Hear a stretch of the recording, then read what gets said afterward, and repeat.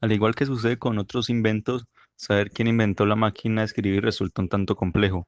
Los historiadores no acaban de ponerse de acuerdo en este punto, ya que fueron varios los inventos e inventores necesarios para que pudiera ver la luz la primera máquina de escribir de la historia. Pero afortunadamente hay una persona con la que coinciden más expertos como el inventor de la máquina de escribir, y es Pellegrino Turri en el año 1808.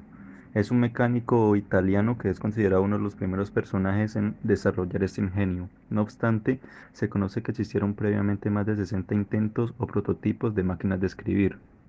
Un ejemplo lo tenemos en el modelo creado por el inglés Henry Mill en el 1714, del que solo se conserva parte de la patente de la máquina de escribir y un escrito de la reina Ana de Inglaterra que dice: el señor Mills nos ha comunicado el invento de una máquina para imprimir letras, unas junto a otras o por separado. Mediante dicho invento se puede plasmar en papel un escrito de forma tan pulcra que no se puede diferenciar de la imprenta. Del mismo modo, después del invento de Turri, en el año 1829 surgió el tipógrafo, un invento del norteamericano William Austin Burt. Ese ingenio, aunque fue posterior, es considerado por muchos expertos la primera máquina de escribir moderna. El origen de la máquina de escribir lo encontramos en el año 1714, cuando el británico Henry Mill presenta una patente inglesa que indica un método artificial de transcripción de letras o impresión, de manera progresiva o separada. De tal modo, un escrito puede reproducirse sobre un pergamino o un papel. Por desgracia, no queda rastro alguno de este artículo. La máquina de escribir no fue necesidad sentida, ni a lo largo del siglo XVIII ni a principios del XIX. Se pensaba en ella como sustituto de la pluma. La pericia de los amanuenses, capaces de escribir con hermosa letra y rapidez, casi taquigráfica, la hacía innecesaria. Parece que la primera persona en utilizar una máquina de escribir fue la condesa italiana Carolina Fantoni en 1808. La condesa era ciega. El inventor Pellegrino Turri construyó para ella un artefacto con el que podía escribir sin tener que confiar sus secretos a nadie, ya que sus cartas de amor eran de tono subido. En el año 1833, el francés Marsella Javier Progin creó un artilugio que llamó Machine Cryptographique o pluma criptográfica, del que decía: escribe tan rápido como una persona con su pluma. Estaba dotada de 66 palancas articuladas dispuestas de manera circular que percuten sobre una hoja de papel. El italiano Giuseppe Ravizza perfecciona este dispositivo en su máquina de 1837, el Cembalo Scrivato. Era una máquina más rápida, práctica y utiliza por primera vez una cinta de entintado.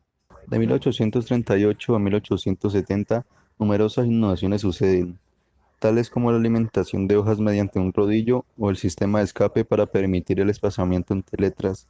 Todo aquello no era sino una colección de trastos de ninguna utilidad práctica.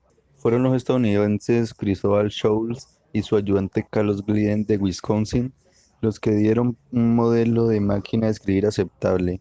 El artilugio se le ocurrió a Glidden por casualidad. Al principio buscaban un modo mecánico de numerar las páginas de los libros, una paginadora, y cuando lo lograron, Glidden pensó: ¿por qué no hacer esto también con letras? Así nació el primer modelo. La máquina de Choles era un armatoste de madera al que llamaron el piano literario. Solo tenía letras mayúsculas y para cambiar a minúsculas fue necesario añadir más tarde una tecla de conmutación. Cuando el artefacto fue presentado a la exposición del primer centenario de la independencia de Estados Unidos en 1876, no llamó la atención. Pasó inadvertida porque tuvo la desgracia de tener a la otro invento notable, el teléfono de Graham Bell. Pero volvamos a nuestra historia. La patente fue vendida por Charles Cillian por $12,000 a dos hombres de negocios, James Dismore y George Neff Jones, que contrataron con la Remington Fire Arms Company, fabricantes de armas de fuego que también comercializaban las máquinas de coser en 1873. La compañía se comprometió a fabricar máquinas de escribir para alquilar. Fabricó unas cuantos centenares de unidades y comenzó su pingüe negocio. Remington creó más de 300 modelos, hasta dar con un cuyo teclado era parecido al actual. Lo único que variaba entre aquellos modelos y los de hoy la disposición de las letras.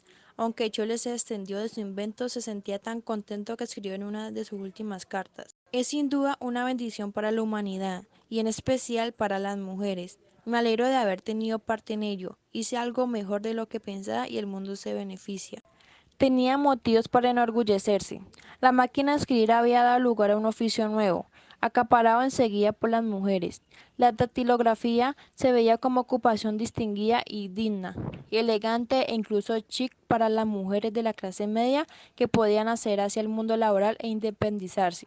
En un mundo de la historia en el que la liberación de la mujer, el sufragio femenino y el feminismo en general levantaba oleadas de entusiasmo en Europa. Otra innovación importante tuvo lugar en 1889, la máquina de escribir portátil, llamada por su inventor norteamericano Lablick, abreviatura de George Blinken-Denfer, que la transportaba dentro de una maleta. La primera máquina de escribir eléctrica útil data de 1901, la creó el médico norteamericano Thomas Cahill, pero la sociedad formada para su fabricación y venta quebró tras de haber fabricado 40 unidades, cada una de las cuales se vendió a precios astronómicos, a $3.925.